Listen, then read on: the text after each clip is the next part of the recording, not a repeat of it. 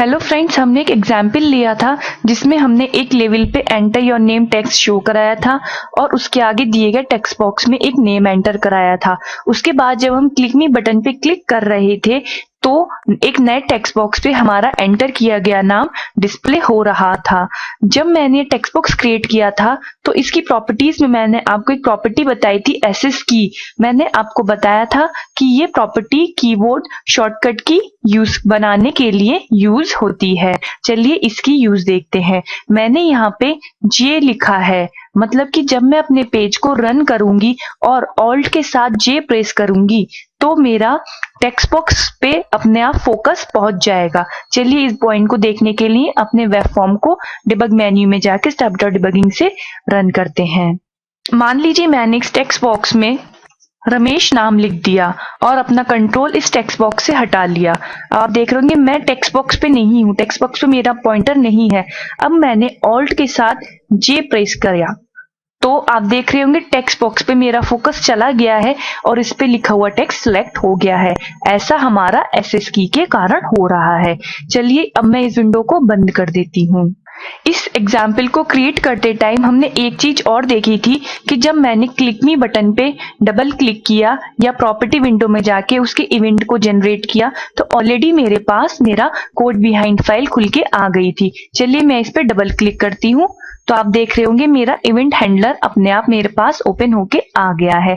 अब आप ये सोच रहे होंगे कि ये इवेंट हैंडलर मेरे AXPX पेज से किस तरीके से लिंक है। चलिए इसे देखते हैं। इसके लिए सबसे पहले हम अपने AXPX पेज में जाएंगे और उसमें हम सोर्स पे जाएंगे।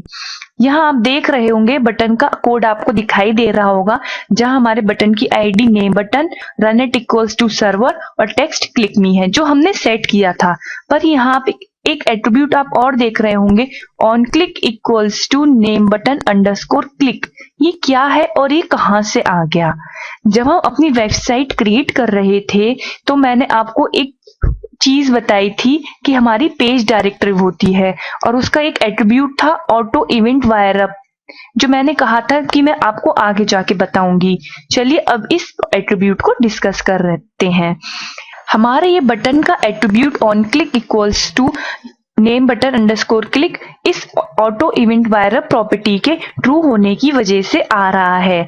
Auto event wire up property Visual Basic में ऑटोमेटिकली इवेंट क्रिएट करने के लिए यूज होती है। ये एक तरीके से हमारे AXPX पेज और हमारे इवेंट में एक लिंक बना देती है और हमारे बटन से जिससे हमारा इवेंट रेज हो रहा होता है उसके नाम से रिलेटेड जुड़ा हुआ हमारा एक इवेंट हैंडलर बना देती है। यहाँ आप देख रहे होंगे मेरे बटन की आईडी नेम बटन है और ऑटोमेटिकली इसने मेरे नेम बटन अंडरस्कोर क्लिक नाम का एक इवेंट हैंडलर क्रिएट कर दिया है।